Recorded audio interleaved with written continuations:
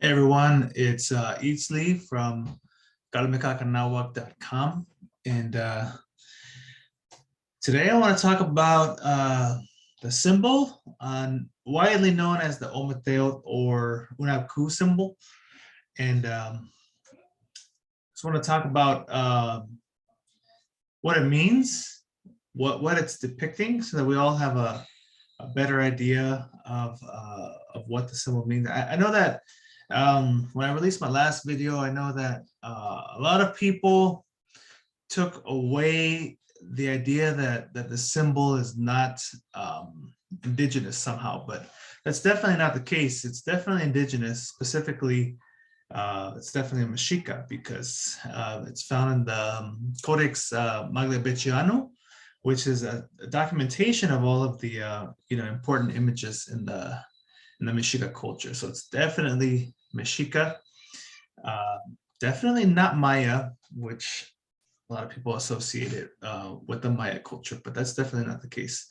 But this symbol is actually a very beautiful and highly representative symbol of Mesoamerican cultures, which is what I'm going to talk to you about. So to start, like I mentioned, the Codex Magliabechiano, and so this is what that symbol looks like, okay, in that book. And today somebody asked me, well, what's the name of the symbol? Well, unfortunately, there's not a specific name, at least not a Nahuatl name for the symbol. We do have the Spanish description of what it is, and if we read it, it says it's the Tilmat Tesacat. Okay, and then it says Del Diablo o Manta. Okay, so the Tesacat is talking about the it's a lip plug. Okay, this is a lip plug, and this is a cloak. This word means cloak. So you can see the shape is rectangular. What would happen in the pre-Columbian days is somebody would have this symbol in their cloak, and they wrap it around their bodies. Okay, and so obviously it was an important design. Otherwise, they wouldn't have it on a cloak.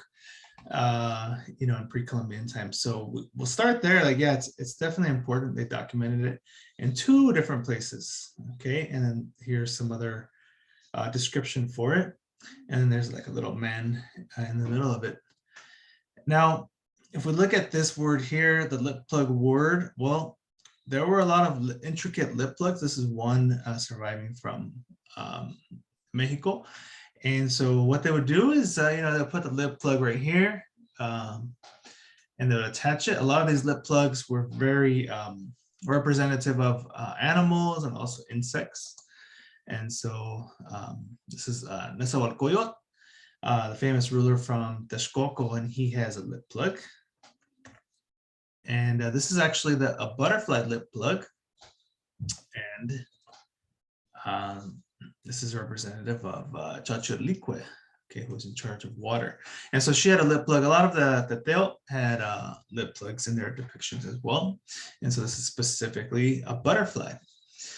And so it makes sense that, they're describing it as a lip plug, because you're going to actually see this butterfly and see this. Like, yeah, you can make that into a piece of gold that would go into your lip, and it would look pretty similar to the butterfly. So the fact that it's explained as or described as a cloak design, but also a lip plug design, is telling as far as the different ways that this symbol could be represented. Now, in this book, the Magliabechiano, there are a lot of different cloak designs. Sometimes they call them tilmat, like what I showed you in the previous slide. Other times they just call them a manta, which could translate to like a blanket. Okay, and so this is like a Spanish translation. So you can see all the different designs. There were so many different designs, and a lot of times they said the Diablo, obviously that's Spanish, bias seeping in there. So these descriptions are definitely through the lens of the Spanish Catholic view. And so this one is Tezcat. There's quite a few that are Tezcatlipoca. Now, one could look at these images and really analyze them and get a lot out of it and see, oh, how does this connect to Tezcatlipoca? And but this symbol is definitely the most common at this point. Like, it's become so popular that I think everybody pretty much knows about it and associates it with the Mexico or the Maya. And I mean, that's a good thing that, one of our symbols is so prominent. The only thing, of course, is a lot of people refer to it as Ometeotl or Hunab Ku. Now, it doesn't mean that, so there's no Ometeotl or Hunab Ku associated with the symbol at all. But it doesn't mean that, we should throw the symbol away. I've seen a lot of people saying, arguing that, oh, it's not indigenous, or, I've even seen people ridiculing others for getting it as a tattoo or something. They'll be like, oh yeah, you made a mistake, blah, blah, blah. But obviously, again, it's here, it's an important design, it's an important symbol. Okay, now this one, interestingly, has a different description. It says Manta de Agua de Araña. So this is talking about, okay, this is a design depicting a water spider. Now we know in Tenochtitlan there were several species of water spiders there. And so most likely this design is depicting a water spider, a type of spider, in the same way that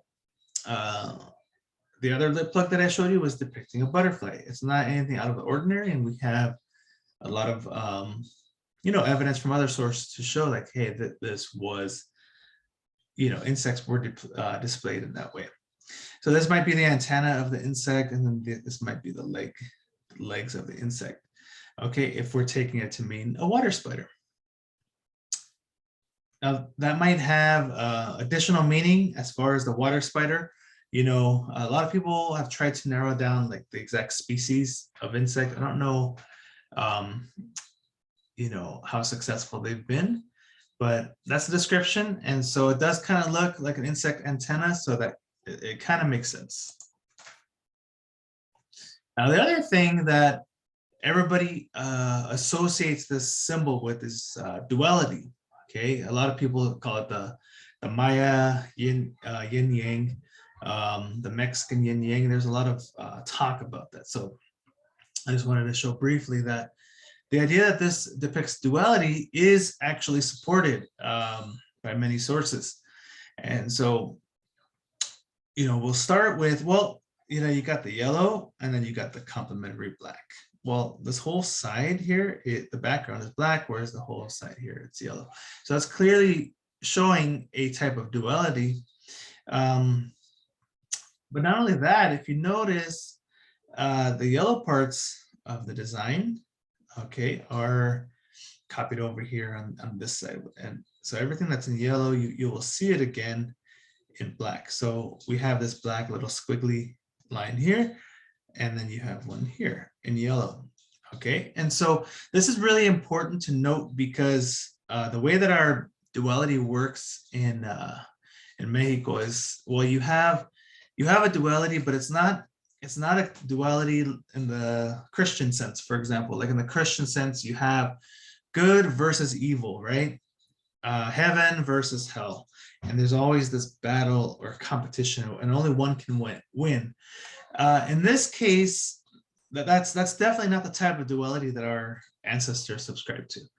The type of duality that we subscribe to can be represented here. This is actually my favorite symbol to show duality, because it's just a perfect way of describing it. Well, you have grass growing. This, by the way, is the day sign Malinali, which translates to grass. And so you have the grass growing, which grows on the ground. And then you have, this is the lower jaw of a skull, okay? And then a little eyeball here. And so all the Malinali symbols have a little eyeball here, a bit about that area. But the really interesting thing is that you have the skull bone, a jawbone, which very clearly represents death. But the green malinali part very clearly represents life. And so this is how our people saw duality. They saw it where you have life and death, but they're not battling each other. They're actually complementary to each other, and they're actually dependent on each other. So for example, here, this grass cannot grow without death. You know, and in the same way, you can't have death without first having life. And this is a concept that is still alive and well in a lot of Native communities today. For example, in Puebla, the Nahua there, the Nahua speakers, they say, there's a saying, they say, we eat the earth and then the earth eats us. And then there's also the Huasteca Nahua on the eastern coast. You know, they're very far away from the Puebla Nahuas. However, they have a very similar concept. They say that the earth feeds us to fatten us up so that it'll eat us when we die, right? And they liken it to the process of feeding turkeys or chickens, like how humans feed turkeys and chicken in order to fatten them up, right? And then to eat them. Well, they say the earth does the same thing to us. So again, it's this complementary duality, right? It's not a fight against. It's basically, you know, they're both interlinked and they're both connected. And the goal for everything in life is to be balanced. And so that's why this symbol is so important as well, because it shows our duality and balance. You know, our people would say, well, you know, if you're too much of one aspect, you know, it'll cause you to be imbalanced, and it'll cause a lot of negative consequences, whether it's this side or this side. And so there's a beautiful passage in the Florentine Codex where the mother is giving advice to her daughter, saying that, you know, life is like walking on a slippery slope. And, you know, sometimes we slip in either direction. However, the goal is to stay on that path, right? And to continue walking, because if you slip on either side of the slope, you know, there's only death and destruction that could come from that. And so I think that that's a really beautiful metaphor to explain what's happening here. So again, when you look at the symbol, yes, it's duality. Yes, it's definitely balance, which in the Nahuatl language is Nepantla. And so if you see duality and balance in the symbol, you're definitely correct. There's a lot of documentation to support that. And the other thing is, okay, so we know that it's like a water spider design. We also know that in the middle of the design, we see this shape. Okay, if you remember, I was talking about it earlier. It's like a little spiral shape, kind of like a question mark. This one is more stylized and like a rectangular pattern. However, it's the same symbol that we saw in the middle of the symbol, right? And so now it turns out that this symbol is a very ancient symbol that is widespread throughout Mexico. A lot of the buildings have it. You can see it's here. Okay, and it's called, and now what it's translated to twisted gourd. Okay, so that's what the literal translation is. But you have it's a representation of balance and duality. Okay, again, it has this black part, has the yellow part here. Every part that you see here in yellow is going to be here in black. So again, it's complementary. It's not opposite, because one kind of bleeds into the other, right? So again, you can't have one without the other. So this is the kind of like a squarish shape. I'm gonna go back so you can see. You see the little spiral. It's more rounded, but same concept, right? And so again, that is driving the point home of that duality and balance that is widespread throughout Mexico. So this is definitely a very, very old symbol, judging by the dating of the buildings that have them. Now, the other thing that is really important, I mean, this symbol, like I said, it's very complicated. So it has so many meanings. First of all, we have the water spider, right? And then you have the balance or duality. And the third part is the quincunx. quincunx is not a native word. It's an English word. It's just it's describing a mathematical pattern that a lot of cultures use. And here are some examples from Mexico. Okay, so you can see all of the different designs. Basically, how it works is you have 4 parts, actually 5 parts, sorry, this, and then you have a center. Okay, now for our cultures, a lot of times these were depicting directions. Okay, so in our culture, this would be the eastern direction, and then the southern direction, the west, and then the north. And then there's always a center direction. So in our culture, we have 5 directions rather than 4. Now we see this all over the place. This is a great outline to show it. This little part here is not counted specifically in the directions, but this is the first page of the Verjebri Meyer. And so this is actually giving us further information about the eastern direction. So basically, it's the eastern direction here, and then there's the eastern direction additional information here. For example, like if we're looking at this, this is telling us who the day sign patrons are of the eastern direction. It's going to be the solar that there's a pyramid here showing the sun rising. And then here, this shows all the day signs that occur in the eastern direction. And then here, it'll just show us the bird associated with the east, the tree associated with the east, and the year sign. So again, it's just like an extension of the east. And then you have a center direction. In this case, it would be Xiuhtecuhtli, one of the day sign patrons. And so he's right there in the middle. Okay, so you can see a lot of different types. The Nahuiolin is also a quincunx example, whereas you have the east here, and then this claw here would be the south, and the west, and the north, and these would be the in-between points.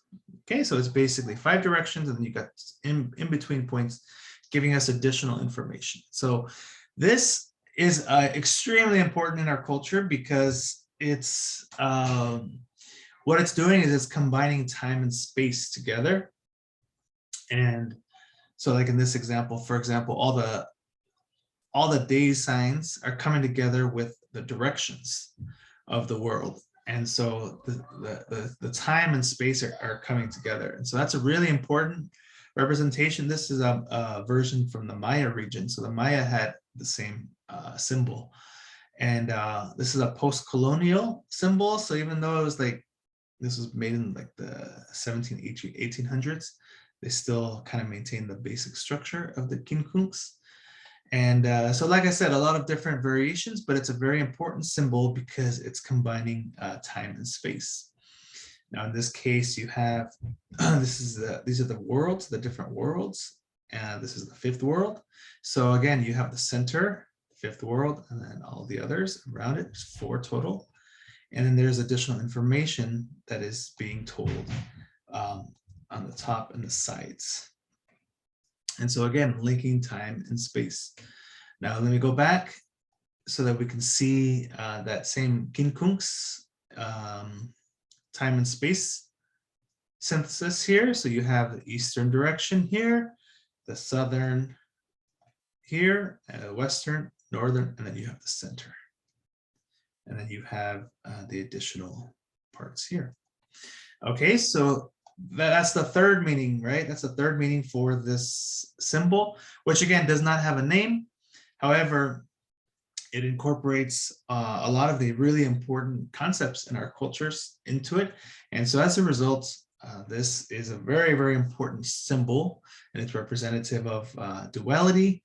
It's representative of balance, and also the combination of time and space.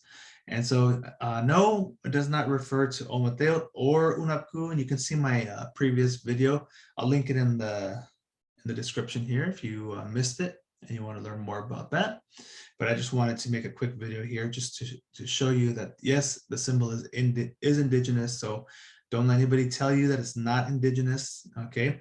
But Now, even though we don't have a name for the symbol, we have a deeper understanding of what it means. So I hope you enjoyed the video. Have a great day, everybody.